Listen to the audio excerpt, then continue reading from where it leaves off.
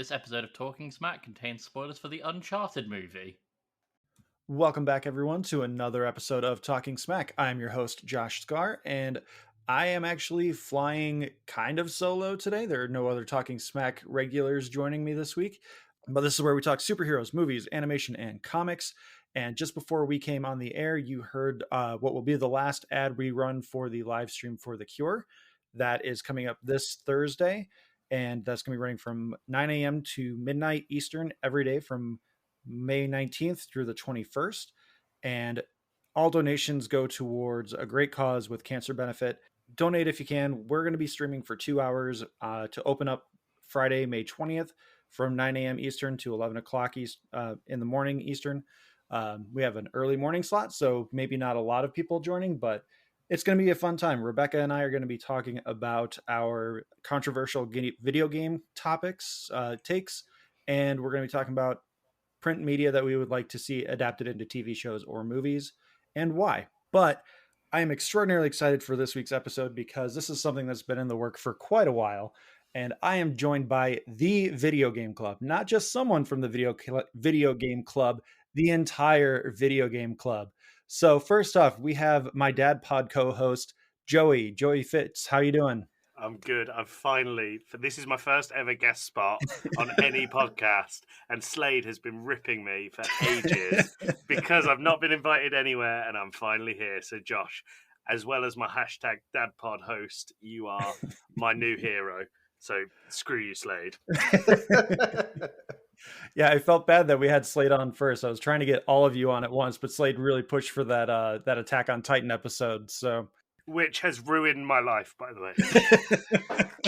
It's taken over my evenings, every single evening, just that and swearing at Slade.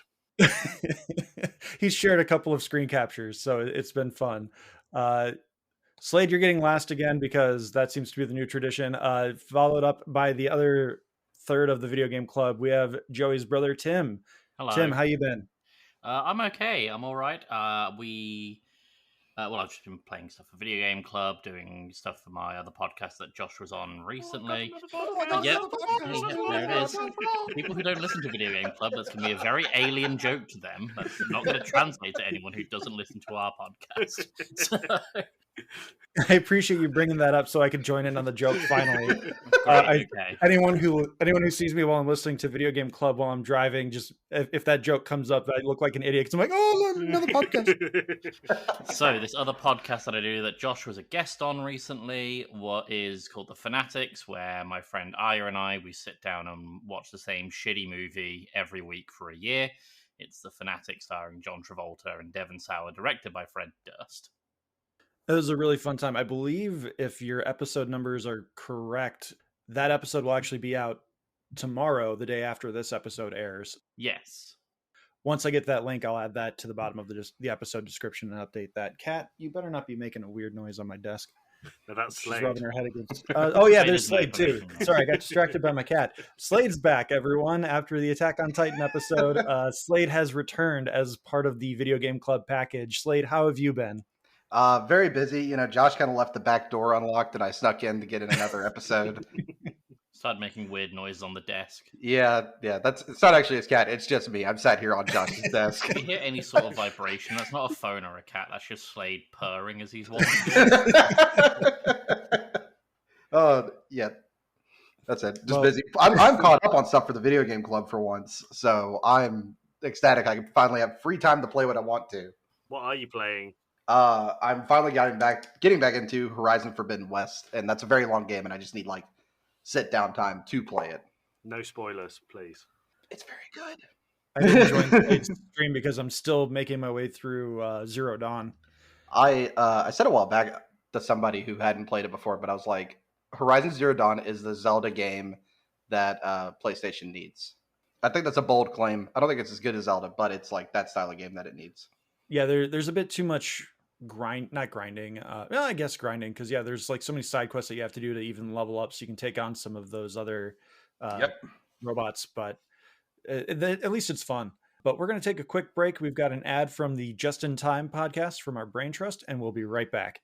We were looking for a laid-back comedy show that covers current events, beer reviews, and movie reviews. We couldn't find one, so we made the damn thing ourselves. The Justin in Time Show. Find it wherever you listen to podcasts. And welcome back. We are here to talk about the Uncharted movie from February 2020. Nope, it was supposed to come out in December 2020. It feels like we're still in 2020. It came out February 2022. There's not a lot to really talk about with this. And I'm going to call Slade out here real quick because he posted his notes and he put episode length record breaking. And I know exactly what he's going for with this. So we're going to get through this as quickly as possible. Joey, what'd you think of the movie? Yeah, it was fine. Tim, what's your thoughts? Awful. And that's the episode. Thanks everyone for listening. And you can find me at Josh_. No, we can't do that. No, Slade still gets his record breaking if it's the shortest episode. No, we can't do that. So Okay, all right. Let's drag this out for what, 10 minutes?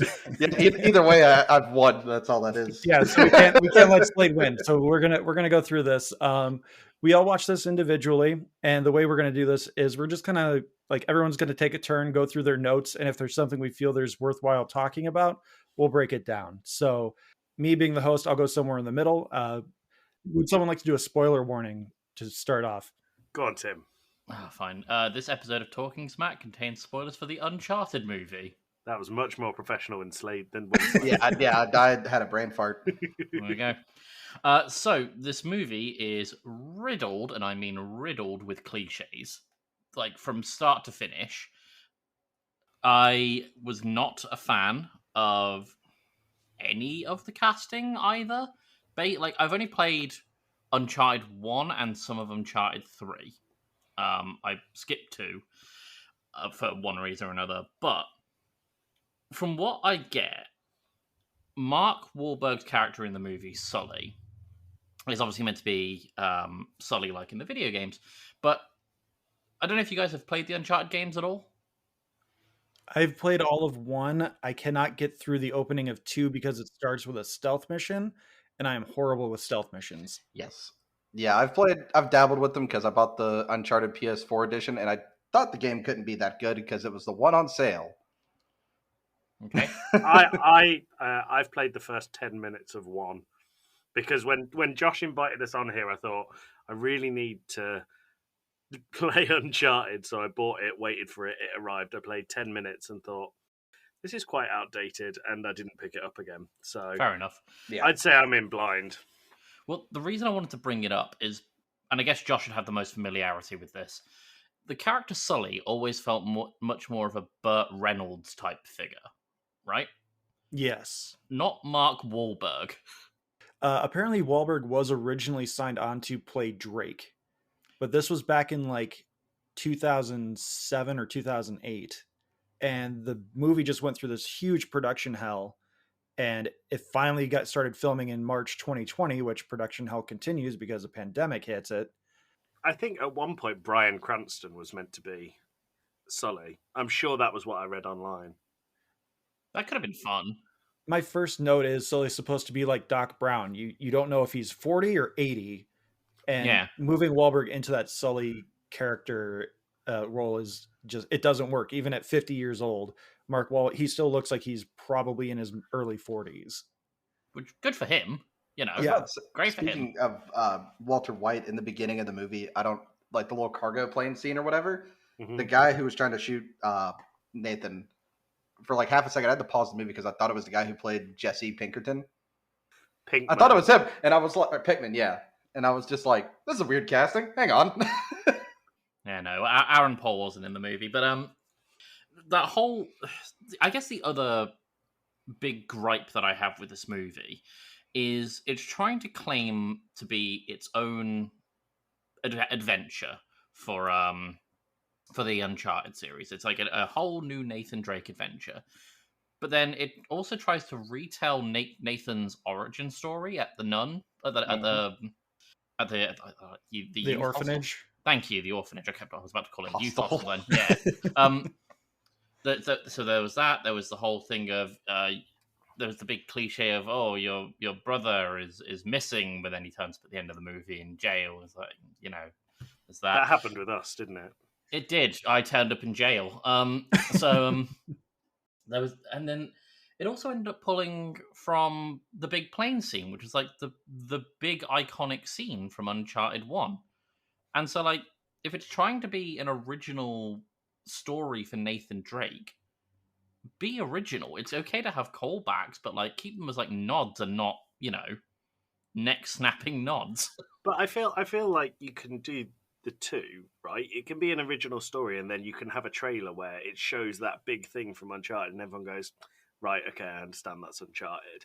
I think if you just had it as its own story with none of the big beats of Uncharted games, you would have all of the fans of Uncharted, and I know for a fact that they didn't like this. Like, yeah, I don't think the whole movie's gone over well, but I think what you need is that trailer fodder to say, like, this is the Uncharted game. This isn't like National Treasure 3 starring Tom Holland. It's that would probably have been a more fun movie.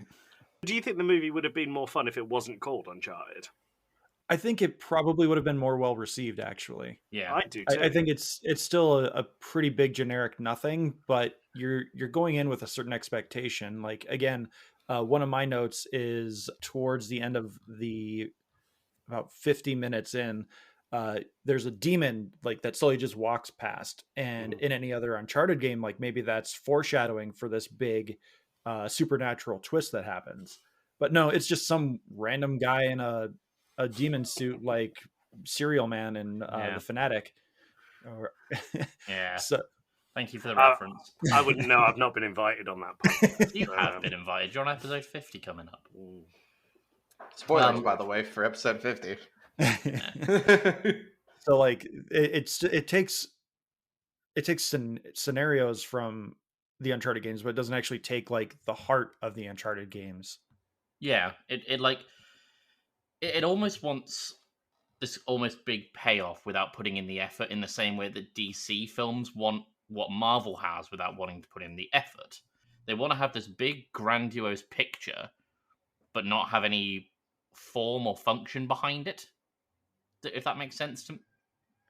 Yeah, they're trying to take a shortcut where you have to put in the work to actually make something good and worthwhile. Because there's a lot of sequel bait at the end of this movie too. Oh yeah, and there's no way this is getting a sequel.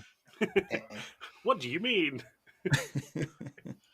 I'm gonna look up the budget and revenue real quick. Actually, I'm ahead of you already. Come on, Josh is a pro. He knows what he's doing. The rumored budget is 120 million, which there's no way that this movie is 120 million. And then the box office is 395 million globally. Oh, so it made profit. A little bit, yeah. But again, I don't believe that 120, because again, you got to put double into the marketing, which means it's actually 240 million from the rumored budget. So it made like 140 million profit technically, but how much of that is also going into certain contracts? Because there are actor and director contracts where they're like, I get so much of the box office gross. And then on top of that, the production hell. Yeah, so and the production hell with it too. Like, it feels like it's just a movie they had on the books that they just had to get out anyway. Okay. I think if I had to put a highlight on my thoughts for the movie, I think the Nolan North cameo was kind of fun. I have that in my notes. That was good. Yeah, that was a cute little nod. I appreciated that. That's the kind of nod like I think Tim's talking about, right? Like, if you're gonna do this, do your own thing. But like them just walking by Nolan North is that, that's your nod. Yeah. For those of you who don't know, Nolan North voiced Nathan Drake in the video games. Yeah, but that's like your like fan service essentially. You just do that number. I thought what he said was funny as well. He was like, the whole thing was that like Tom Holland had just fallen out the back of a cargo plane after being hit by a car that also fell out of the back of the plane, and then he washes up on this beach and walks along it, and Nolan North's there, and he's like, "What happened to you?" And he goes, Tom Holland says, "I fell out of the plane and got hit by a car." And he goes, "Oh, I had something similar happen to me," and then he walks off. Good, great nod.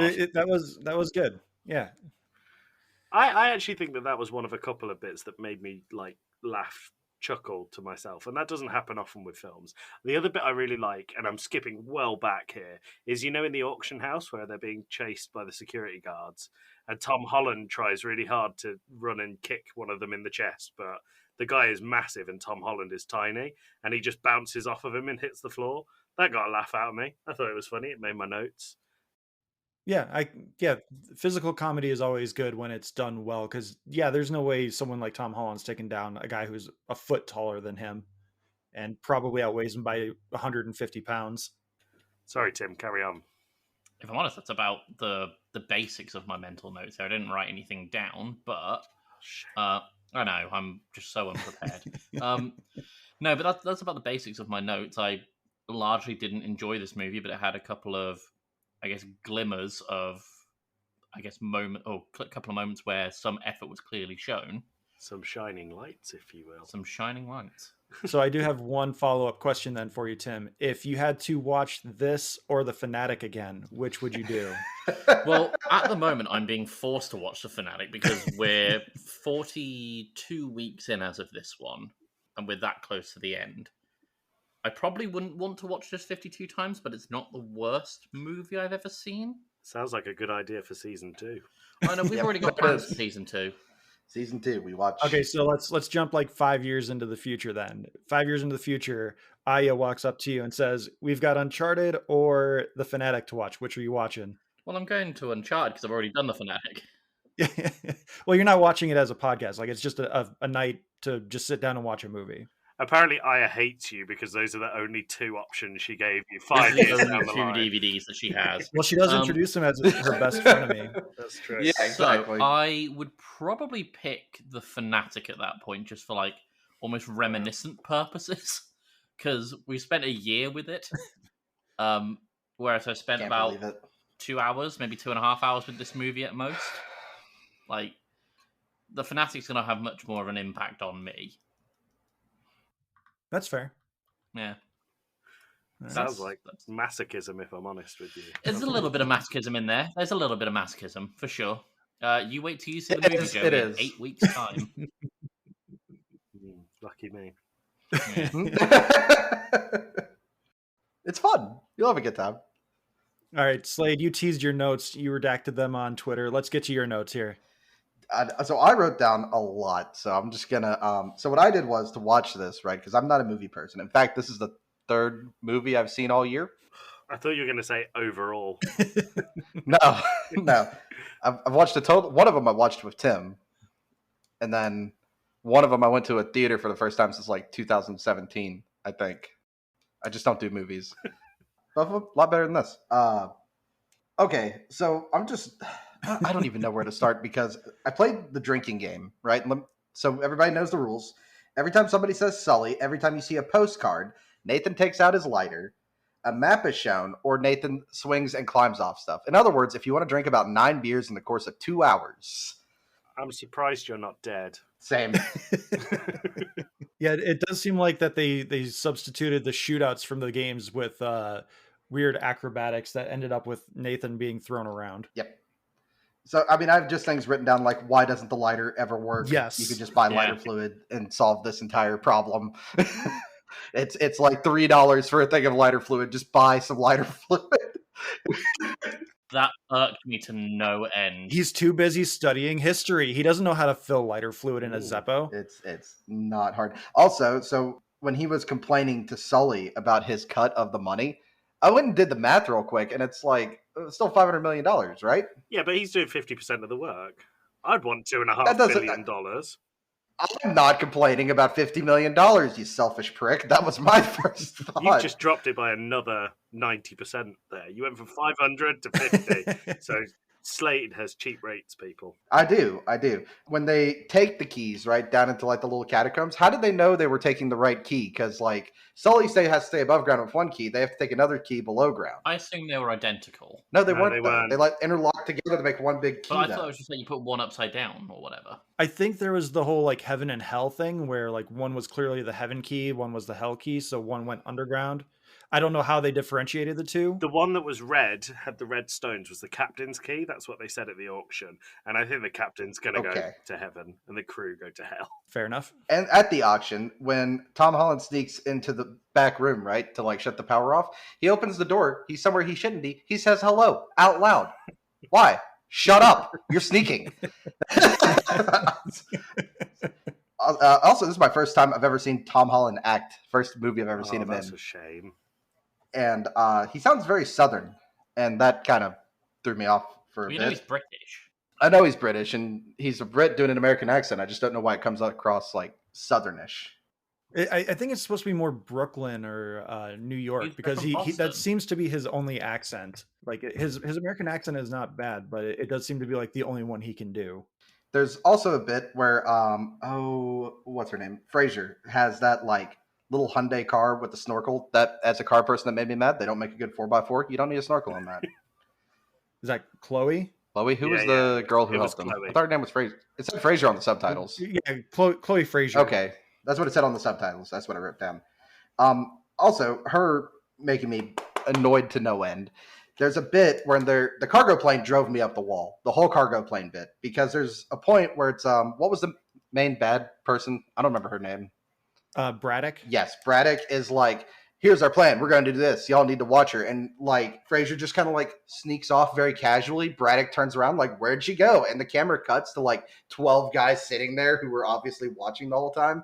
And they're all like, I don't know. I didn't see her. I was legitimately mad about that. It was awful. What else do I have?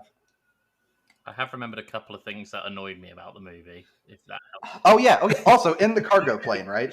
I don't know if you've ever been around like commercial cargo planes. Like, obviously, they're huge, right? But they are not big enough for pallets to be like 6 apart with plenty of walking room in between and a lane for a full-size car. And then watching fucking Tom Holland and what's his name? Mark Wahlberg. Mark Wahlberg. I kept wanting to call him Brad Pitt. I don't know actors Brad very well. Wahlberg. Yeah, Brad Wahlberg. When they're just doing that little sneak walking through the cargo containers, it just took me out of the movie. I'm like, there's no way they didn't see you. There's like a 2-foot gap between all of these. They would have spotted you. Look, Moncada, the original main bad guy, had a lot of money. He might have seen a cargo plane and gone, I want that, but I want it bigger. No. That's what I would do. If I was as rich as that, I would get everything that normal people have, but just say I want it bigger. Normal people have cargo planes. Normal people do not have cargo planes. I mean, clearly they're making their money off of excavations and digging up lost cities and whatnot. So who knows? Maybe they do have Oh, yeah. jumbo-sized cargo planes. Yeah, and then when they're just having like that conversation while falling midair, I was just like, this is dumb. Like in a video game, maybe you could like, I guess your disbelief is more suspended, but when you're watching 2 people do it, it just like completely took me out of it. Fair enough. Is that where your notes end? Yeah. I was about to say, in other words, go watch The Fanatic. There's so much more of the movie after that. I was going to say, there's a couple of things that really annoyed me. So, the girl, Chloe Fraser, spoilers, is a double agent, essentially, and is working for the bad guys all along. But then when Tom Holland and Mark Wahlberg shows up, the bad guys immediately assume that she's double-crossed them. And it's like, based on what? Like, you hired her to, like, kill the good guys. Yes, they're here, but what are you basing the betrayal that you've, like, kind of conjured up here on, for a start? And the other thing was the whole stupid fucking scene with...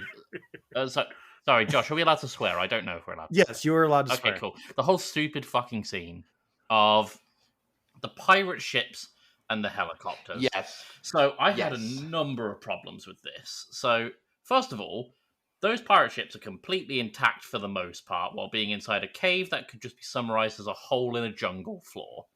How did they get there, for a start? How'd they get them out? The hole, like they pan up and the hole's not Definitely not big enough. No way. Secondly, when Mark Wahlberg climbs up the ropes and gets into the helicopter cockpit and takes out the guys, Tom Holland could have just as easily gone up there, and then if anyone tried to get up, they have got such a positional advantage. Tom could just be sat there with a gun, pointing down to the ropes and go, Bang. All right, there's another one. Bang. All right, and that would solve all of their problems. Then the bad woman, mean evil lady, was like, I'm gonna drop the anchor and ruin this ship. That ship's would have been so rotten that the moment the anchor locked in place on the ground floor and the chain was fully taut, that would have just ripped away, and they could have just carried on. Probably just carried on just fine. Also, in that same scene, Tim, where did he get the gunpowder to fire the fucking cannon? Well, he found a little. Where did it come from? He didn't even load a cannonball. No, he did load a cannonball. He did, and there was a pouch of gunpowder. Granted, nowhere near enough gunpowder, but there was gunpowder. You sound experienced in firing cannons, Tim. We're British; it's what we do. I was just about to make that joke. Damn it! The last major problem I have with that scene, when they drop the ship and the sails magically unfurl, and the ship starts sailing away into the sunset before sinking into the ocean, the anchor's still down. Where the fuck is it going? How is it moving? Also, the anchor's down, right? You could just, they have that GPS tracking thing or whatever they use the whole movie. Just mark the spot, get some scuba gear. Yeah, just come back and get the ship. Don't worry about it. They were going to do that. They did cover that by saying that the local government was on its way to, investigate what was going on. Yeah, they said they're on the way, but they were, there within 2 minutes. First of all, that's not how local government, I imagine, sea operations would work. Yeah, probably take a lot longer to find them. But then they were flying pirate ships. I think if you were going to spot anything, you would see them. And they were on the other side of the beach from a resort, so someone probably were is this something that's part of the all inclusion here, or what's happening here? Is this didn't know there was an air show that was included in this resort stay. Is this today's activities? 5 stars on TripAdvisor. Excellent air show. Those are the last couple of things I remembered that annoyed me. Sorry. All right. Joey, do you want to do a dad pod rock, paper, scissors to see who goes next? No, as you're my hero, I'll let you go first. Well, I appreciate it. You're my hero too. Eagle. Eagle. Okay, so I just kind of went beat by beat with stuff that just popped up with me. So the movie opens with a I bet you wonder how I ended up here kind of moment. Then the movie cuts to 15 years earlier. Again, this movie filmed in 2020. As of this year, Tom Holland is 25 years old. The younger brother from 15 years ago looks like he's about ready to drive a car. Yeah. He looks like 16. He didn't look much like Tom Holland either. No. No. So my note is, cuts 15 years earlier. Tom Holland is 25, younger when filming and was delayed because of pandemic. How old is young Nathan supposed to be? How old is old Nathan supposed to be? It's later revealed that young Tom Holland was fucking 10 years old. What? No, that kid was not 10 years old. He was 16. The reason they did 15 years earlier is that's because when production actually started on this film. Oh, it's a documentary. I see. Maybe we're looking at this wrong then. My next note is Sully trying to be Danny Ocean? What the fuck is this pitch he's giving Nathan? Next one is nice Easter egg with the Naughty Dog sticker inside the trunk from the orphanage. Does Nathan just CrossFit for fun and it just so happens to work into the heist equation? Also, worst training montage ever. Yeah, definitely. There's something about the training montage that I can't quite put my finger on that really annoys me, and it's something that happens quite a lot in films. So Nathan works as a barman.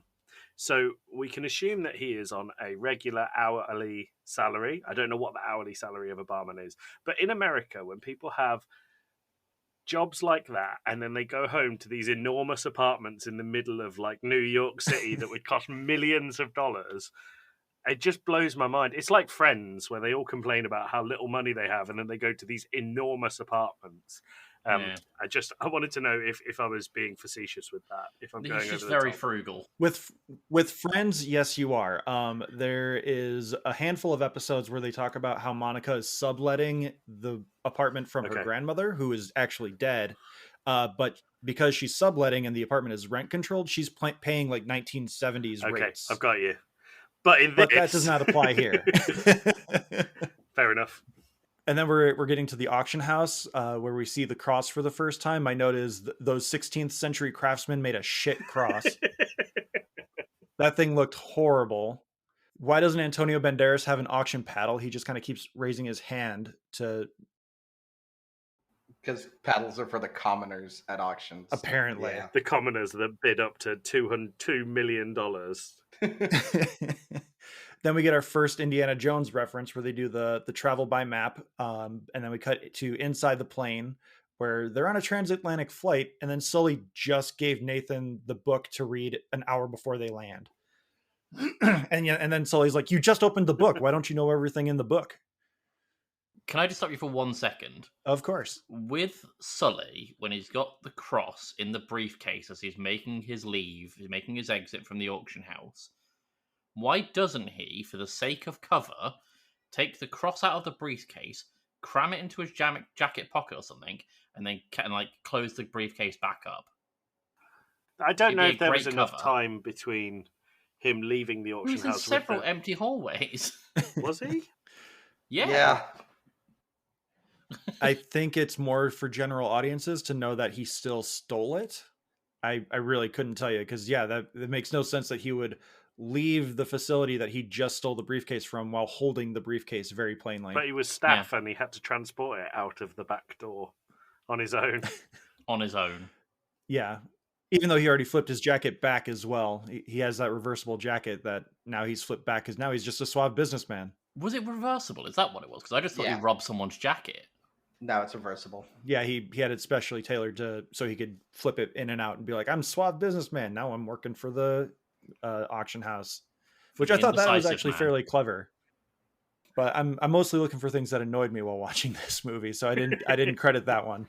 All right. So then we get another forced Indiana Jones reference with the nuns. Why does it always have to be nuns? Like, where are you going that it's always nuns? Yeah. And also referencing Indiana Jones does not mean you're making a modern Indiana Jones movie. I mean, it's better than the other modern Indiana Jones movie. That one doesn't exist. I don't know what you're talking about. Are you telling me that you don't believe in Indiana Jones and the funny fridge? The funny fridge.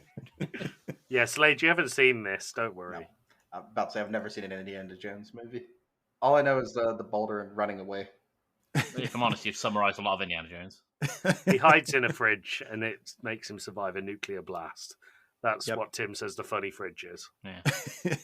Yeah, they go full Looney Tunes with it. That's where if you hear the term nuking the fridge, that's where it comes from. Is that like a modern jumping the shark? Pretty much. Yes. Yeah, Nice. because it's a lead-lined fridge, so Indiana Jones hops into it to avoid the radiation of the blast. Doesn't it blow him like 15 miles or something? Yes. Like, he would die on impact immediately anyway. One of my favorite YouTube channels is How It Should Have Ended, and they do Kingdom of the Crystal Skull, and I think it opens with the blast in the fridge landing, and it just opens and Indy's screaming with like disfigured hands. He's like, that was such a bad idea.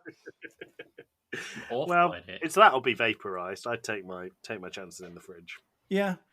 So my next note, this is when they're just sitting around drinking a whole crap ton of wine. Chloe and Nathan are making fun of Sully because he's old and he's worried about his cat. And he goes, the man from the app hasn't responded to me about the cat. And then they also talk about how Sully doesn't have his glasses. He can't read shit, which is what we were talking about earlier. Mark Wahlberg was in his mid to late 40s while filming this. Now he's 50. And again, like how terrible is the rest of his body besides his gigantic muscles and his full head of hair that they're like, oh, this guy's so old. They should have gone for a Burt Reynolds type. You've seen Tom Holland though; he's pretty ripped. Maybe Mark Wahlberg looked very old to him. Well, it's a relative thing. We're younger, so therefore he is old, no matter how old he actually is. So my next note is 45 minutes into the movie, it's just not fun. Then there's the joke where they're walking through the catacombs where there's an arrow going one way and there's the eye of God going another way. So Chloe's like, I'm following the eye of God. Nathan's like, I'm following the arrow because that's obvious. And then he triggers a trap that almost kills him. And he's like, oh yeah, no, we'll go that way. That was a bad trap. Yeah, it triggered too early and just not funny. It was very clearly telegraphed. Like they're trying to do one of the one-liners from the games, and it just didn't work. 48 minutes into the movie, there's another Indiana Jones reference. I believe it's another it's not travel by plane. I forget what they do. There is a point where he says to Chloe something about, "Oh, you are Indiana Jones then." But then Sully walks into a Papa John's. I just know Papa John's sucks. Yeah, that was the point where I kind of went, "Oh, well, this is product placement." He went, "I'm literally in a Papa John's," and then there were people looking happy, and I thought that doesn't happen there. Yeah, no way. Papa John's is bad. Then they're trying to open up the third keyhole, but Nathan puts in the wrong end of the key, and I'm like, just flip it around, man. Like, it looks like it's too big, but maybe the other end is bigger. Like, what the hell's going on? He put the short end in when every other time they've put it in the long end, and he's like, oh, this isn't the right way. This isn't right. Like, yeah, flip it around, man. Yeah, true. And a sarcastic, oh no, Chloe betrayed them again. Chloe to Nate, because she says, like, you're a good guy. You should get out of this game or something. And like, yeah, great dude, stealing from people. That poor innocent girl at the start that's never mentioned again. Then we have another travel by map reference. Then, whoa, I am genuinely surprised Antonio Banderas was killed randomly. With no blood at all. Yeah. I put the reason for his random death as probably for the really bad speech that he just gave. And also his fortune being, quote unquote, restored. Wasn't he already rich? Yeah, he was stinking rich. He had a rich car and a cargo plane. Of course he's rich. And like a full crew, access to helicopters to pick stuff up out of like a hole not big enough for old pirate ships. How'd they get the nets under the fucking ships? That also... It's also one of my notes coming up here. So the next thing I have, because now we start the skydiving scene, we've caught up to the bet you wonder how your eyes wound up here moment. The games make a better cutscene than the skydiving CGI. Do you know what I noticed about that was that CGI falling shot was one of about, I think I counted 13 shots in this whole movie that lasted more than 4 seconds. And that was one of them. Everything else was so fast in this, and I don't know whether it was to reflect the video game's pacing, because as I said, I've not played it. I don't know how quick Uncharted games are, but I would feel like longer shots would give more of an illusion of playing a video game. Yeah, I can definitely agree with that. I'm wondering if maybe that was more of a COVID thing where they were socially distanced while filming, or they weren't even they might not have even been filming together, so they were just running lines with someone. Like, I know you really can't like, film movies the same way you do video game stuff, but like Uncharted specifically, it's a third person game, camera behind it. There's not really any tracking shots like that. Like when Tom Holland's running through like the Roman city, right? That would have been a perfect time for it during the chase scene. Yeah. That would have been a perfect time. Not saying they had to do it, but it would, it would feel a little bit more natural to what the players know. So in the film, there's a bit where it goes point of view when he's falling out of the plane. Mm-hmm. Mm-hmm. Is that a nod to the game? Does that happen in the game? Does it go point of view, or is it just because they thought, oh, it'd be cool to stick wiggly arms in front of the camera and see you falling? I think it is. I haven't played the third game, but I think that is directly from it where he starts falling out. Okay. Yeah, I try to play them sequentially, so because I can't get past the second game's opening act, I can't do anything else. That's it. It's locked off for you forever. Yeah, exactly. Then we have the Nolan North cameo, which I put in all caps. The way Nathan is messing around with the compass once he realizes he can take off those gems on each piece, and he can kind of do a protractor kind of thing with that. He goes like the long way around, but yes, among other things as well, like he could have gone the other way. And what if he ended up like south of where he ended up going north? Because they would have hit if he spun him the other way too. Yeah, like there's nothing that says you should go north with the way you're doing that. It's because they just saw Nolan North, and then they put 2 and 2 together, and they went north. There it is. Not only a cameo, but a hint. There's a really nice actual nod to the platforming in the games when they finally get to the boats. Nathan jumps onto and grips the cannon, and then he like slides to the side to like parkour up. I thought that was actually a really nice nod to the platforming. Why are they just tipping over the barrels to show all the gold? Like, couldn't you just take the lid off and be like, gold? Yeah, There's no reason to be dumping all that out. When they were like, it's a fake lid. And then he was like, he picked up the fake lid and you would have been able to see the gold where he'd picked it up, only to kick a bucket of gold at Mark Wahlberg. It was just his surprise as well. But the thing that got me about that was, it was like, we've searched and spent millions of dollars to find billions of dollars worth of gold, and now Mark Wahlberg is surprised that they have found gold. Yeah, so like Nathan kicking it over, I get, because he's like trying to make a point, like, look at me, asshole, I figured it out. And then Sully does the same thing, and he's just like, oh my god, like, stop kicking over the gold. There's no reason for this. Also, that was only one barrel with a fake lid. None of the others had a fake lid. There were two. Because Wahlberg kicks over one as well. He's like, "What, really?" And then he does. I feel like that's had to have been a Wahlberg thing. The way he has this realization of like fake lids, awesome. And then he picks it up, kicks it over, and like my favorite.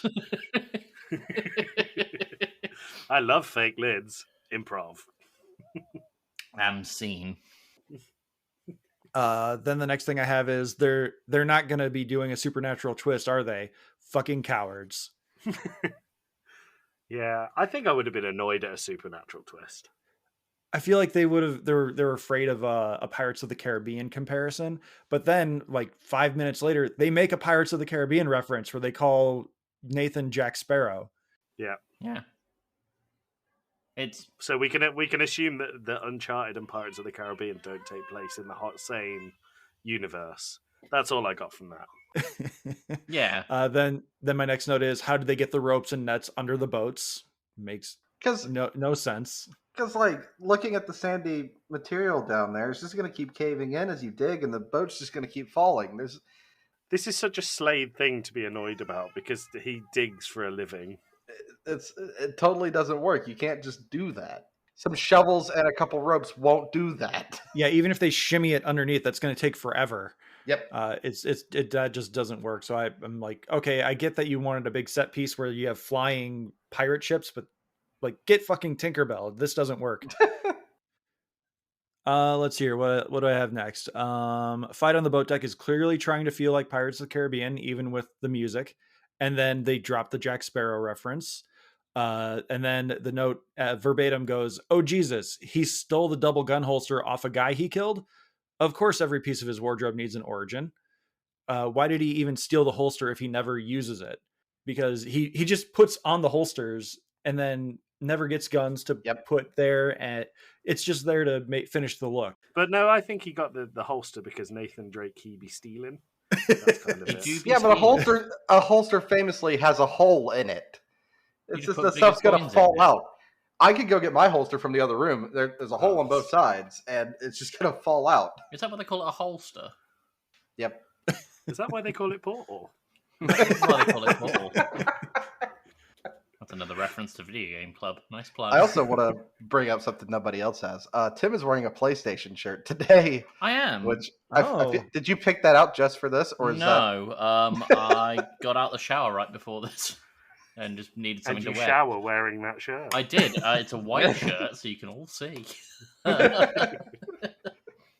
Last note I have for like the main point of the main story before we get like our post credits stuff is Sam's alive. I am shocked. And then for the trailers, we got the Sully mustache scene was completely spoiled, other than the fact that Mr. Whiskers showed up, which I am 100% for anytime a cat shows up. Lots of sequel bait, LOL. And then another question for Tim, playing a game from the Fanatic. Who is Aw Crap? Okay. Just explain this for anyone who hasn't listened to the Fanatic. All right, what's the Fanatic? We've done the bit already once, so we've filled the quota. So on the Fanatic, there is a game that Aya and What's I the Fanatic play. again? You've got to do it. You're a guest, Tim. All right. It's another podcast that I'm on. Oh, I've got another podcast. Okay, thank Thank you. Really glad to be followed by a chorus every time that comes up. The Fanatic is a podcast I'm on. We play this game where there is a particular scene in the film The Fanatic where Devon Sauer, who plays a character called Hunter Dunbar, is on the phone to someone. And he, in one phone call, he says the following. He goes, "No, I'm not going to take that gig. If it's not going to be worth my time, if they want to make it worth my while, they got to come up. I'm going to be away from Danny, his son, for too long." Then he says, "I missed your mom last week." Then he says, "I kissed the maid again." Then he says, "There's a crazy person in the garden. Call me later." And then we play a game called Who Was Phone? So we try and guess whoever he's on the phone with. One of my personal favorite guesses that I've had was that he's on the phone to his phone provider and he's just being a bit weird. So who was our crap? It's obviously Chloe, but No, it's the director holding the sequel script. There it is. There you go. That's who was our crap. Well done. So my Well final done. thoughts on the movie is it wants to be Indiana Jones, National Treasure, and Pirates of the Caribbean, but it's missing the fun and engaging plot. And characters. And engaging characters, yes. So And box office profits. Can I come in here and drop a mic? I didn't think it was that bad. I didn't think it was awful. It's a very average movie. Yeah, it was super generic. I think you could confuse it with about 100 other films. But I went in there expecting it to be so awful that I was like, I'm going to hate every second of this. And I didn't hate it. I actually enjoyed bits of it. Maybe I had the opposite because I know those are supposed to be like big name people and whatnot, and I'm like, I know it had a good, supposed to have a big production or whatever. I didn't know it had the troubles and everything. I'm like, maybe it actually be pretty good, but I feel like it's like Josh's revenge for me making him watch all of Attack on Titan.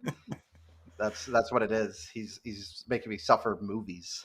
So again, like, do you think this would have been we talked a little bit about this earlier. Do you think this would have been a good movie if it wasn't called Uncharted and they weren't saddled with all of these callbacks that they had to do? No. Or at least would it have been more enjoyable? I do, however, think that it probably made a lot of money off the fact that it was called Uncharted. Yeah. So I think it probably would have been better in terms of expectation, but then it probably would have flopped much harder than it actually did. Looking into it, Joey, by the way, you are not in the minority here. The most Metacritic scores are about 45% on this. Is that good? It's about average. That means it's like middle of the road. Yeah. So yeah. Again, I don't think I hated it. Again, I would probably, if it was ever on streaming, I would sit down and watch it with my wife. We didn't really do our ratings, which for us, we do must see or pass. I wouldn't say it's a must see, but if it's on streaming, I would say it's worth at least one viewing. I didn't say I liked it. I said I didn't hate it. I said I kind of enjoyed it. I think that's Jerry, different to like. You want to go into your thoughts? Sure. So I started off with the cargo plane and Josh's, you might wonder how I got here. And I did a bit of research, and cargo planes fly at 560 miles an hour or 900 kilometers per hour. And there was a lot of people jumping from cargo pallet to cargo pallet whilst flying at nearly 600 miles an hour. I think Nathan Drake would have died when he fell out of it. I think whoever was hanging onto those cargo crates would be dead. So I put everyone dead in the first 5 minutes as one of my notes. I then put that young Nathan Drake doesn't really look like Tom Holland, but then they did a shot where it was young Nathan Drake and it like face morphed into Tom Holland. And I thought this made it look even less like he looked like him. It was like you put a bad filter on when someone wants to pretend they look like a celebrity. Oh, like a Snapchat filter. Yeah, it was like a bad Snapchat filter, which I thought was quite funny. And also, I really liked that Drake and the brother Sam broke into the museum and they brought them back to the orphanage and they were like, he's done it again. This is his third strike. Like, he just keeps breaking into this museum, and it's like He should be in jail already. they keep catching him and going, "How do you keep doing this?" And then that was, and then he ran away out of a window, and no one ever thought to chase him or say, "Nathan, your brother ran out of a window. Where did he go?" I just thought that was a bit strange. I'm going to warn you now. There's a point in my notes where my thoughts kind of got away from me, and I'll get to that. Were you playing the drinking game too? He was just doodling at that point. I wasn't. No. So, okay. Here's a question for you. So Nathan Drake is the barman. The barman, you say, "Hi, I'd like a vodka tonic, please," and he says, "This is my first drink of the night. Don't make it a vodka tonic. Please test me." What do you actually say to that man? I say, "Make me a vodka tonic because that is what I want to drink." I am paying you money. You will make what I would like. Oh god, it just like it made me think of another bad experience I had with like a bartender that I got frustrated with because I went up there and I was like, "Yeah, just can I get a whiskey old fashioned?" And she's like, "I don't have the stuff to make that." And I'm like, "How orange whiskey ice?"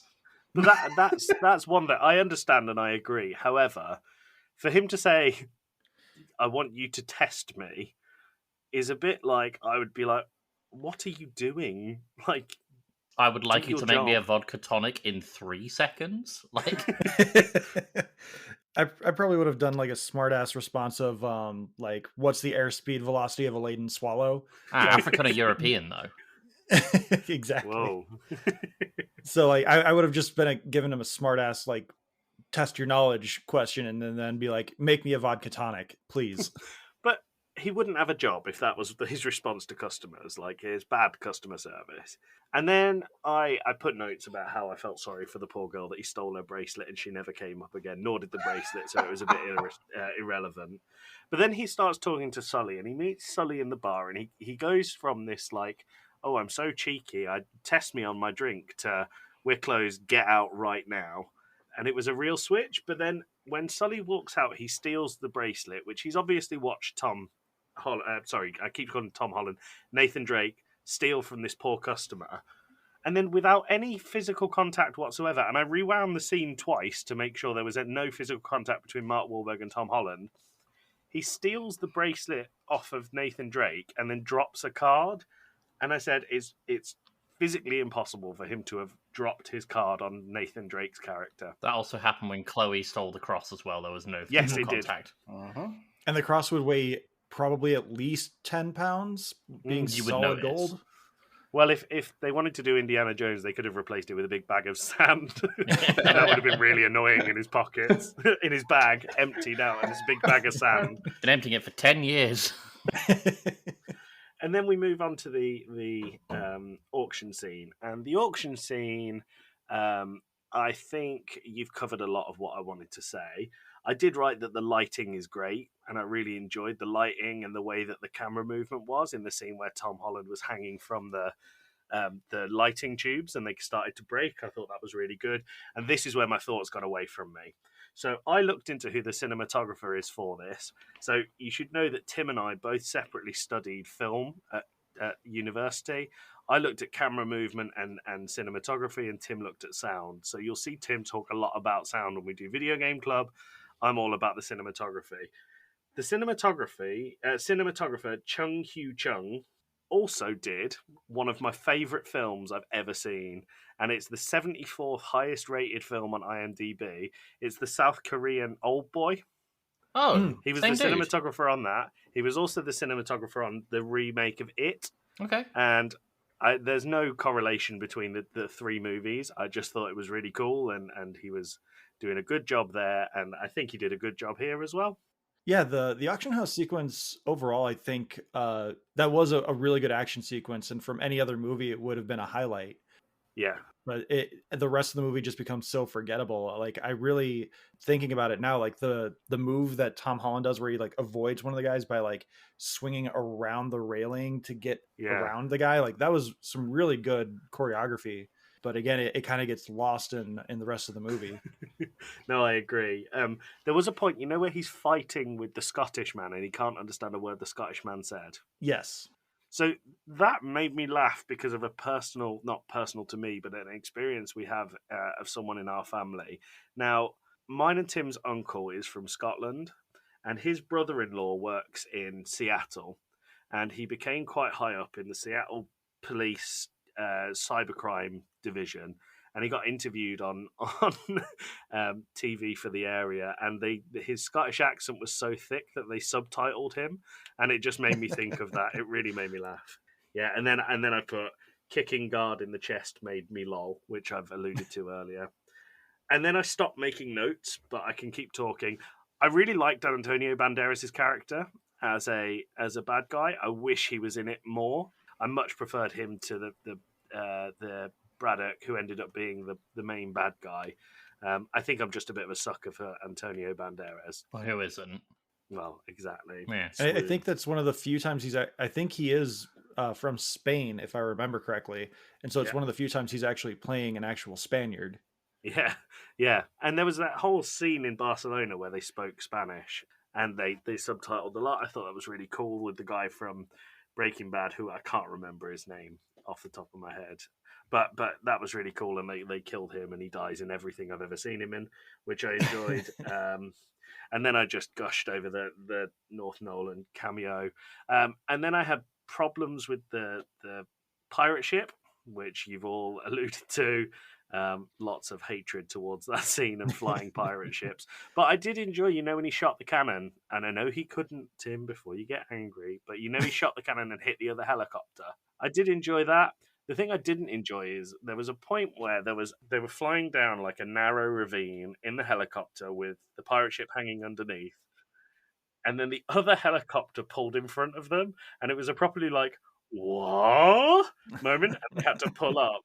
And then they slowed everything down to the point where you could see the helicopter blades whirring, and everyone was looking up, and they all just looked really stupid, like, what's going on? And then it did the typical, like, graze the helicopter blades and flew away. I think that the film was fine, personally. If it was on TV at Christmas, I might watch it. I need something to distract me from my family. Well, your words, not mine. But if it was on at Christmas, I would watch it. I wouldn't pay for it again, ever. Because, like I said, there's so many films that are basically the same that do it better, like all of the Indiana Jones movies, except for that last one. Yeah, so controversially, I don't think it was terrible. I think it was fine. I think that was part of the allure of doing this with you guys, was the fact that it was clearly going to not be good from the get-go. And with it being based on a video game, it obviously gave us an excuse to collaborate. Like we need an excuse. Apparently we did. I thought you'd want to wait till the Mario movie came out. Oh, we'll definitely have you guys back for that, if that ever actually happens. I can't wait to see Charlie Kelly as Luigi. It's going to be so jarring. Hold on, is that No, real? Yeah, that's real. Oh, Charlie Day is Luigi. The thing is, though, Charlie is like the best person to play. He was the best. Luigi. He's the best cast. He's the best cast out of everyone. Joey, He have you really seen the is. cast of the Mario movie? No, I haven't. It's insane. I think Charlie Day would have been better as Toad if I had my choice. No. I think he could do that franticness that. Yeah, but he's got Toad's that known like for. nice whiny voice though that Luigi needs. Joe, to give you the cast, we've got Chris Pratt as Mario, right? Anya Taylor-Joy as Princess Peach, Charlie Day as Luigi, Charles Martinet is somehow involved despite Chris Pratt playing Mario, Seth Rogen as Donkey Kong, Jack Black as Bowser, Keegan-Michael Key as Toad, Fred Armisen as Cranky Kong, don't know how he's involved, Kevin Michael Richardson as Kamek, and then someone called Sebastian Maniscalco, but I don't know who he's playing. Like, it's a pretty stacked cast. Can we make a bet about that trailer? The very first trailer is going to have. You said Seth Rogen's playing Donkey Kong, right? Yeah. How much do you want to bet that trailer is going to have Donkey Kong laughing with the Seth Rogen? Oh, absolutely. I'll be disappointed if they don't. That Chippendale Rescue Rangers trailer has it happen twice, and they have Seth Rogen playing two different characters, and both of them laugh in both trailers. I really hope that Mario gets his signature line of "Fuck you, Luigi" from the Mario TV show. If you guys haven't seen that, it's very funny. Mario says, I "Fuck really you, hope Luigi." that Chris Pratt has to do just like a bad Italian accent the whole movie. That's gonna make it so entertaining. I don't think that's going to happen, just I because hope there's so. going to be too many people finding it offensive. Oh, it's fine. I love Chris Pratt. Chris Pratt is wonderful, and I hope that this doesn't ruin him. Alrighty. Josh, Chris Pratt's the only reason I ever watched Guardians of the Galaxy, and it is one of my favourites. I've kind of soured on him a little bit, not for the same reasons that a lot of the people on the internet have. Like, he has church affiliations with an anti-gay church, which I haven't honestly looked it up. But I mean, if it's out there, then I mean that sucks, because being anti-gay is stupid. Yeah, obviously. Of course. But like, I've just kind of grown more tired of him through him. He's become more of a character actor. So Yeah. every character he's playing is now just Chris Pratt, where he actually was a pretty good actor beforehand. So, like, if you've seen him in like Moneyball, the 5-Year Engagement, Parks and Rec, like he is actually acting in those movies, and he is kind of like a body chameleon as well, where if you want him to be the chubby friend, he can be the chubby friend, or he can just be a pretty athletic dude. But now he's just jacked and rich, and he's just, I'm going to be Chris Pratt and everything. So that's kind of where I am with him. Can I rewind, because I didn't know about this anti-gay stuff. I've never been a fan of Chris Pratt. I've never really liked him. And I hope the Mario movie ruins him. Yeah. Well, the internet is already annoyed with him, and then the Chris Pratt thing came out. He's also been cast as Garfield in a new animated Garfield movie. Yep. So he's going to be Mario and Garfield, and all of them are going to be Chris Pratt, essentially, from what I would assume. If you're not opposed to editing sounds in, by the way, to the episode, Josh, I've just posted a link to the "Fuck You, Luigi" clip. I think it's worth a listen. If I can figure out how to do the sound bits, I'll add that in. Nice. So, with Ben Schwartz from Parks and Rec being Sonic, and now Chris Pratt being Luigi, Do you think there'll be a Mario Sonic movie? Almost definitely. that would be so good. I still haven't seen Sonic 2, but I want to. Again, I think the Mario movie is actually being made more in line with like computer generated animation, and it's also going to be.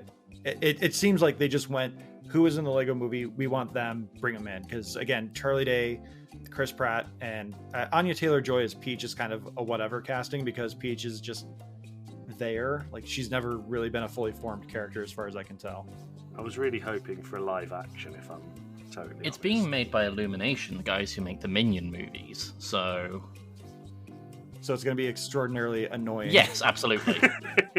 I cannot wait to see it on all of the drinks. This happens when we talk about a video game that we don't really like that much, Josh, and we just end up talking about other video games that are coming up. I mean, Yeah. I usually budget about 90 minutes for an episode, and I know Slade's really, really hoping that this pads out for record-breaking material, but It's gonna be.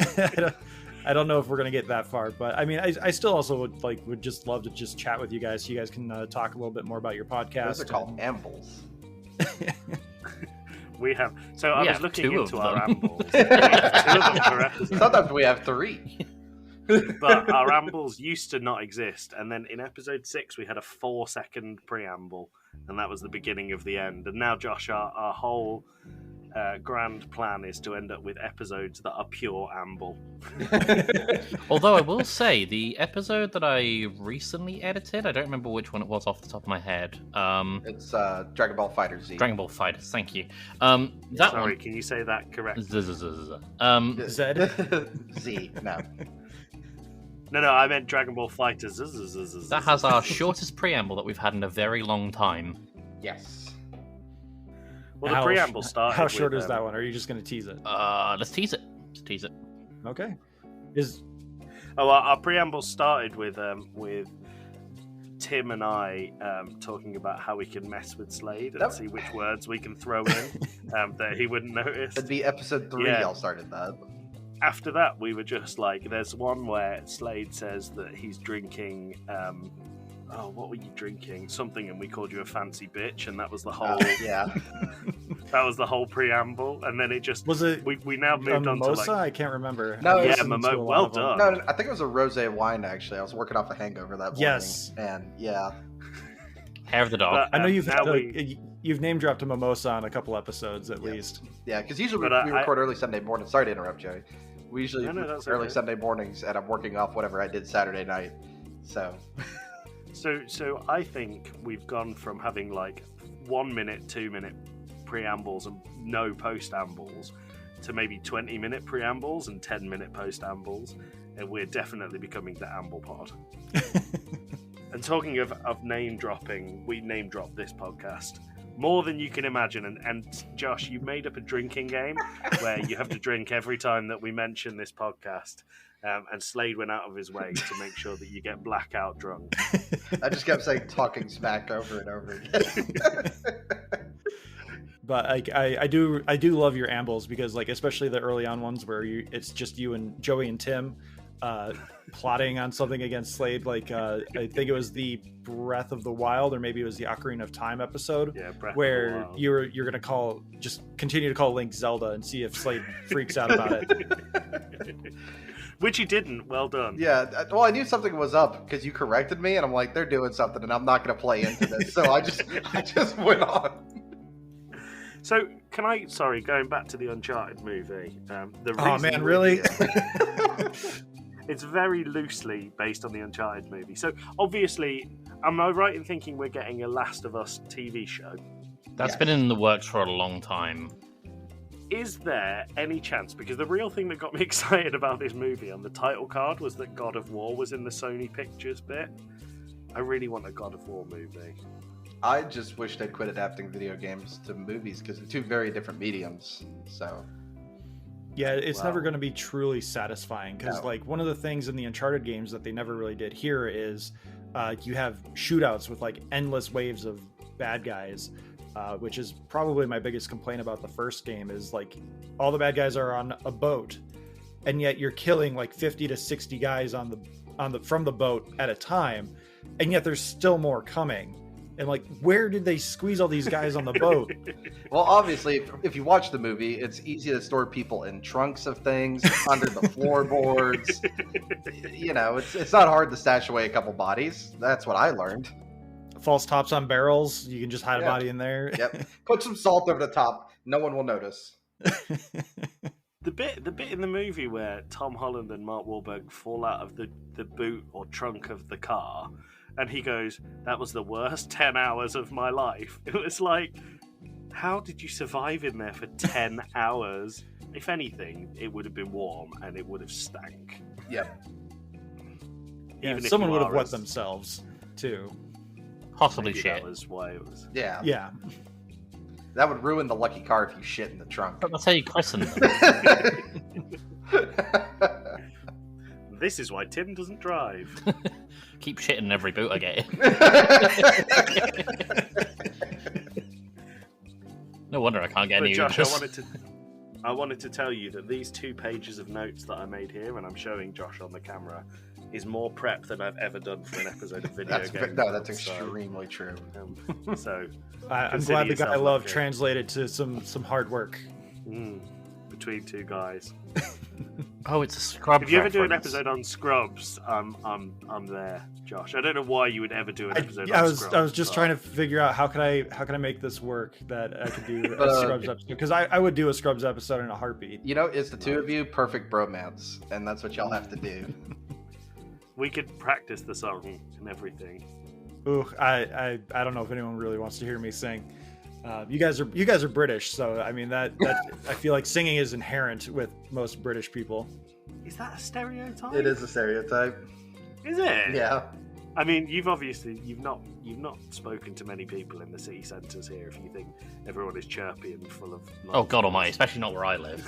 Yeah. I remember there was one point when I went to see Tim and Joey. We were walking by the what do you call it? The bull arena. The bull ring. The bull ring. And these 2 people like walked past us, and I looked at Tim and I was like, "What in the fuck did they just say? Was that English?" So where Slade's talking about is where I live is near Birmingham, and so I was talking about this with someone today. The Birmingham accent, even though England's very small, we have a lot of accents. Not everyone sounds like, "Oh bloody hell, Toodle Pip." But the Birmingham accent, I've seen polls on Twitter where the question is, would you rather have chlamydia or the Birmingham accent? And chlamydia wins every single time. I don't understand why Birmingham gets the raw end of the deal here. Scouse is much worse. Yes. Scouse is brilliant. No, it's not. It's nails on chalk. It's awful. Pronounce your C's and K's right. Clear the phlegm out your throat. Strong views. So that's way over my head, but shout out to my wife's best friend Ellen, who will probably understand that because she loves everything about. I thought you were going to say he was Scouse. Oh, that'd be really funny. Sorry, Shout out Alan. to the Scouts. I just looked it up, by the way, the Last of Us TV show. Funnily enough, some footage of the show leaked last week. Oh, Wow. really? When's it due out? 2023. Because Slade, I know you don't like The Last of Us. I do not like The Last of Us. I like it. I think it's generic and very overrated, but that's my opinion. By the way, Joe, have you seen who's playing Joel in The Last of Us? No. It is Pedro Pascal. I thought you were going to say it's Chris Pratt. He's the whole cast. They just keep putting him in wigs. You'll recognize Pedro Pascal, Joey. Pedro Pascal. Yeah, he's the Mandalorian. He's also the bad guy from the second Kingsman movie. He's also the Viper in Game of Thrones. Yep. 3 things I have not seen. He's great.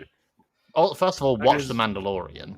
Secondly, he's good. There we go. We can get Joey to watch The Mandalorian building up towards season 3, and then we can come back and talk about it. Absolutely. So How familiar are you with Star Wars? Do you know what a Yoda is? What is a force? I have a mug that says Yoda Best Daddy, and it's got Yoda on it. I understand that there are memes of Baby Yoda, but I don't understand why Baby Yoda is baby. But He's young. He's there. I've seen all of the Star Wars movies. I don't know if I'd say that I love Star Wars. I think it's... No, because I said that about Uncharted, and that's not fair. I think Star Wars is good. Better than fine. Much better than I was Uncharted. about to say, I've only seen one of the Star Wars movies. Please don't hate me talking Smack fans. I did watch the whole Star Wars anime special thing. That was a blast to watch. Star Wars Visions, that was really Yes, good. that was a lot of fun. Slade, I know you're not massive on Star Wars. Jar Jar Binks is the one that everyone likes. I know better. I know better than that. The only one I've seen, it's one of the new ones. Somebody told me what it was last night, but I don't remember. It's the one with the woman who rappels down a ship, and then there's the joke with Harrison Ford and the furry, where they're in the snow place, and the furry like yells, and he's like, "What do you mean you're cold?" And I remember that making me laugh. That's That's The Force Awakens. That's That's the only one I've seen. That's all I remember from the entire movie. That's the only one that Harrison Ford has a significant role in the newer ones. Is the fairy Chewbacca? yeah. Yes. Okay, cool. He's a Wookiee, thank you very much. Josh has an idea for a Christmas episode. Oh no. How about the it Star the Wars Star Wars holiday Christmas? special? Yeah. If I could find a good copy of it, I might do that one. I'm 90% sure it's on Disney Plus. Maybe for you guys. I know it's not for us yet, at least. Maybe that'll be a Christmas present from Disney this year. Star Wars. They've got the Guardians of the Galaxy Christmas special coming out later this year. Is it a Christmas present? The Star Wars Christmas special? Well, the fans have been clamoring for it for a while just because they want a high-res meme of that terrifying child Wookiee. But yeah, Disney and the Star Wars... I don't think Disney will ever release it officially because it is such a weird black mark on the Star Wars brand. And Disney is nothing if not very conscious of their brand. I found a copy of it here on YouTube, and it just says at the end in brackets, "Nice copy." So take that how you will. Well, maybe we'll collaborate on that. I know my buddy Matt, who does the podcast with me every now and then, he's watched it every now and then. He loves it. Unironically loves it. It's a train wreck of a movie, and I'm here for it. I might do it just to, again, get back at Slade, because he and Lewis are still trying to figure out the next anime they're going to make me watch. I think Lewis and I've already settled on it, so we're gonna be nice to you. Round Is it two. Spy X Family or Spy Cross Family, whatever Spy it X would be called? Family. Spy You need to Crab watch Family. Spy X Family is a lot of fun, but no. I think we're gonna be nice to you. I'm not gonna tell you what we're doing though, but we have a plan. Well, I mean, I I'd have watch to know so out. I can watch it. I'd watch out, Josh, because Slade described to me Attack on Titan as a lot of fun. And whilst I enjoy it, I would say fun is not the right word. Did you not listen to the review episode? I did. This is why I said you've ruined my life. The best was I was sitting there with my parents, like eating dinner one night, and my phone, I just never lock it whatsoever. And like a message from Joey just pops up, and my mom sees it, and it just says, "Fuck you, Slade." And, and she was like, "What have you done?" And I'm like, "I'm not sure, to be honest." And that was that night that I watched like 9 episodes back to back of Attack on Titan, and then the other message was obviously the Sonic one, which really. So, Josh, I would put this on Twitter so it makes sense to people. But I was texting Slade very, very, very late at night. And I tried to send him a video because I said I've heard the theme song of season 4 before, and it turns out that there was a TikTok craze where people were using that song and Rumbling and Elden Ring to show how good the hitboxes are in Elden Ring. And when I tried to send him a video of one of these videos showing off the hitboxes in Elden Ring, I sent him a picture of horrified Sonic, and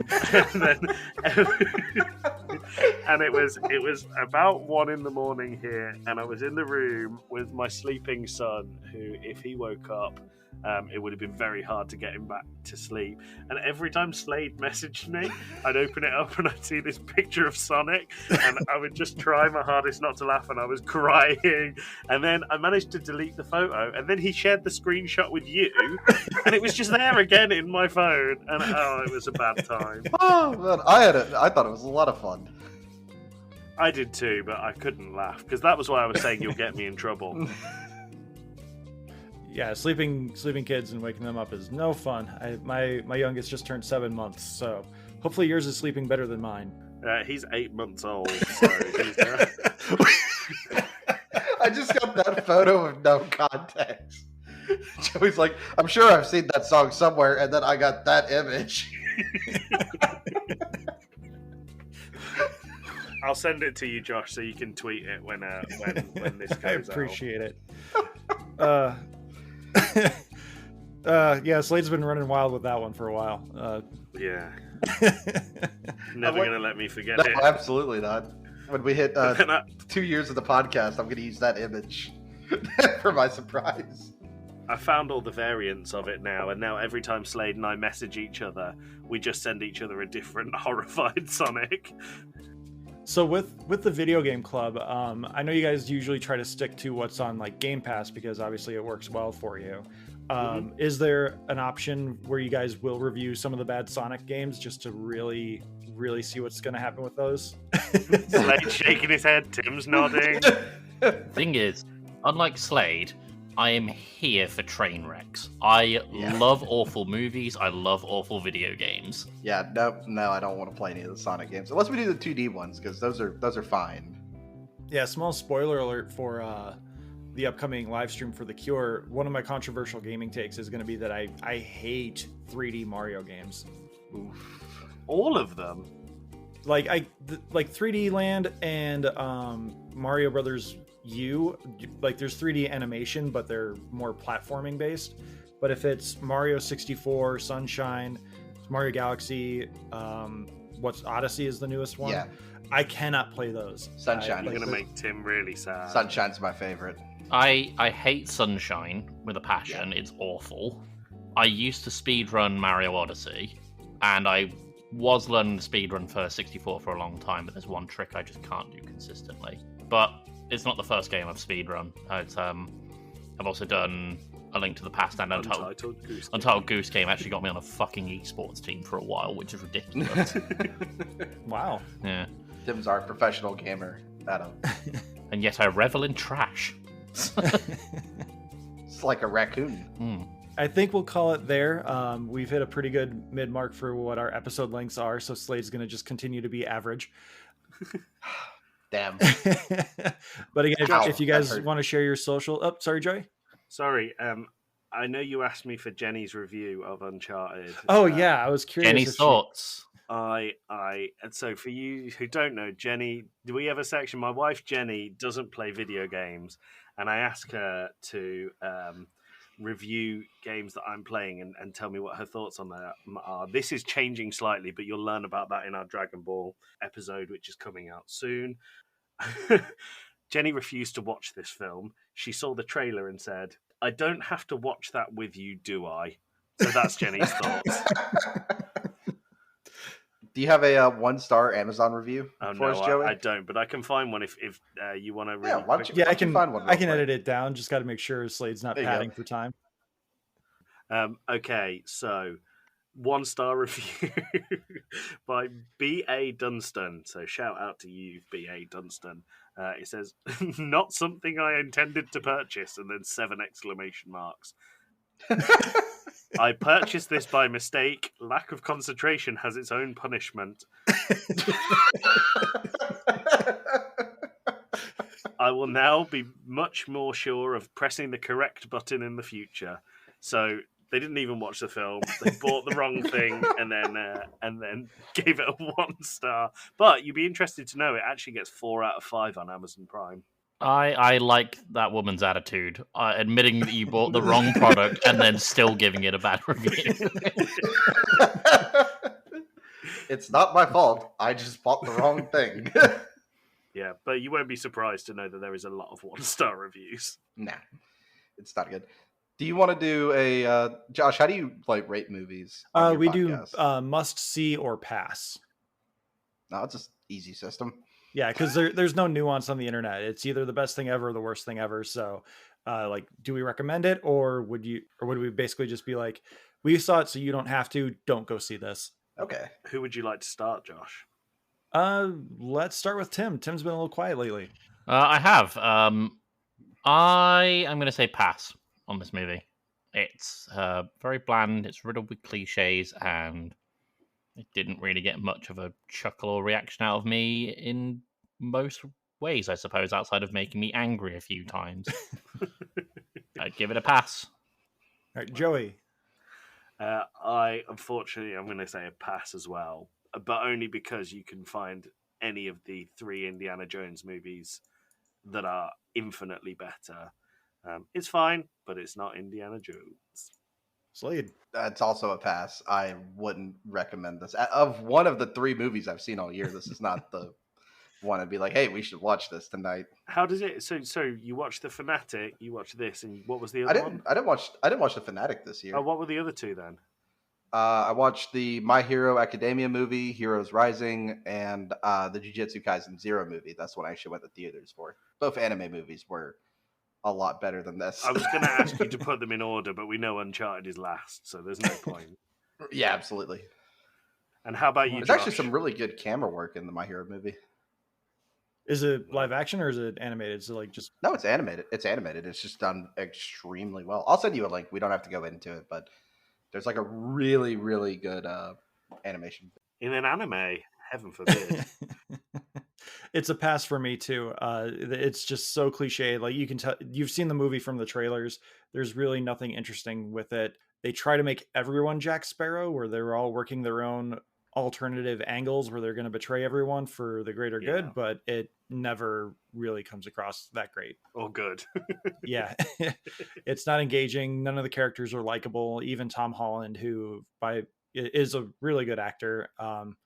It's a pass. Is he a good actor? I think yes, he is. He is. It's the first movie I've ever seen of his, and I wasn't impressed. So, Slade, this may be the first or second place that people have judged you on, and we're talking about Uncharted, so let's not take that route. No, but Tom Holland is a good actor. He is. All right. So if you guys would like to share your social medias, Joey, you can go first. I never share my social media because I don't really use it unless you want to hear me complain about my football team or soccer team for the American listeners. So you can find me being the part-time Twitter admin for @VideoGameClub or @GameClubPod. That's the Twitter, @GameClubPod, not @VideoGameClub, which I always get wrong. So @GameClubPod. Follow me there, and you message us, DM us. Do your thing. Tim? So for my personal accounts, you can find me on most things @Wembembo. That's WEMBEMBO. You can also find it. my other. Yep, here it is. It's the rule of threes. We got one more to do. I really don't like the way you said "do it." Then you can find my other podcast, The Fanatics. Yeah, there it is. I hope the audience is coping with their tinnitus well. I'll do some volume adjustments to make sure they don't blow out their eardrums. Someone's gonna hear us do that, and they're gonna be like, "God, the video game club seems annoying. I don't want to listen." I mean, they'd be right, to be honest. Yeah. But you can find me on my other podcast, The Fanatics. You can also find our Twitter. That's the Fanatic Pod. That's the Fanatic Singular, the Fanatic Pod. Slade? You can find me over at Slade Plays Games on Twitter, and you can also find me on Twitch when I do occasionally stream on Twitch at Slade Plays Games. And if you go on to sorry, Josh. If you go onto our Video Game Club Twitter, there's a link there to join our Discord. Yeah, you can. Which I'm as the old Mark Wahlberg of the group. I still do not understand Discord, so I'm in the group, but I don't know how to use it. We'll teach you. It's nothing to it. You can find me on Twitter at Josh_Scar, spelled SKAAR. You can follow the podcast at Talking Smack Pod. You can email us at tsmackpod@gmail.com. You can like, rate, review on most podcasting platforms. We are on Good Pods, Apple Pods, Spotify, all those platforms, plus a few others. And with that, we will call it an episode. Tim, Joey, Slade, thank you again so much for coming on. This is a really good time.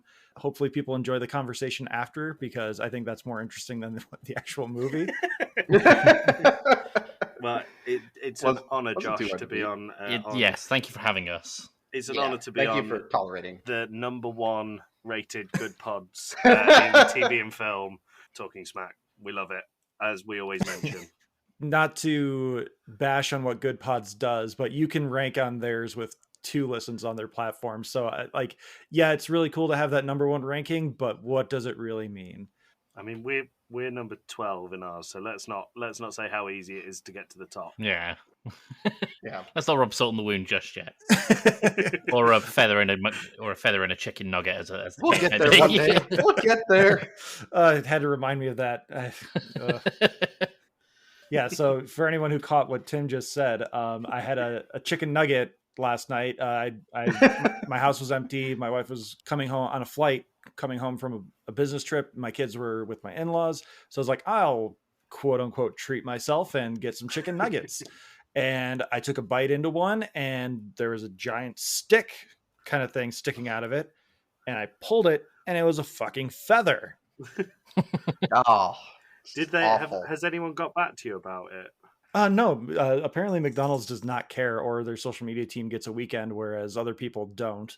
But yeah, I haven't heard anything back from them. But I am getting a lot of slack from people for eating McDonald's, which, I mean, I feel like that's warranted. I was really, really trying to figure out, what's worse, sharing that I bought chicken nuggets that had a feather in it on social media, or people responding to me on social media. So I went with the former, because again, I'd rather out McDonald's for putting some kind of feather in their McNuggets than not sharing it. I just don't know how a feather makes it through the processing plant, because those things are they liquefy the chicken. Yeah. Lewis's response of "Congrats, you found the prize" is top tier. So with that wonderful story, we're wrapping it up here. Again, please check us out on Livestream for the Cure on Friday, May 20th from 9 to 11 a.m. Eastern. Check out Joey, Tim, and Slade on the Video Game Club. It's one of my favorite podcasts. It comes out. Actually, I don't know if we let you guys do your elevator pitch, so we'll let Slade pad a little bit more time if one of you would like to give us the elevator pitch for the Video Game Club. Go on, Slade. Joey, I gave it last time. Why don't you do it? Do you need the next episode coming out? Because I do have our list opened up on the other monitor. We'll just next episode is okay. We're from the Video Game Club, where once every 2 weeks we get together to discuss a video game, not too dissimilar from a book club. The last episode at time of recording is The Wolf Among Us. Next episode after that is Dragon Ball FighterZ. Now with more bees.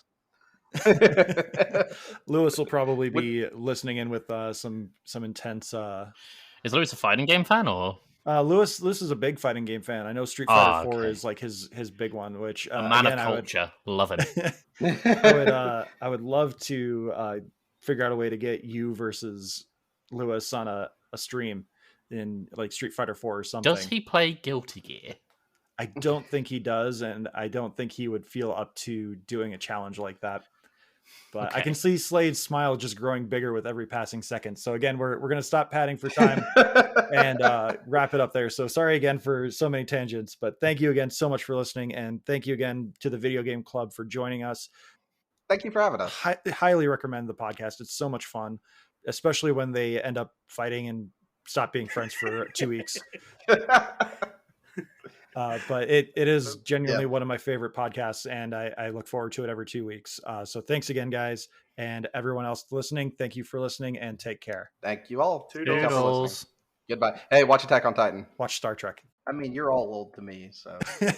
Shut up, child. Go get your license. I got 2 more years of life before I'm old. Slade, how old are you? 12. Me?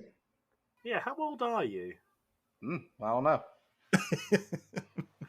Miscellaneous age. I'll find out one day, I'm just like I'll see you without a hat. sure Slade is 26. No. 27. No. 25. No. 24. Oh, 12. he didn't say no to that one. Sorry, Josh, that really took away from your notes there. That's how bad the movie is. They'd rather guess how old I am.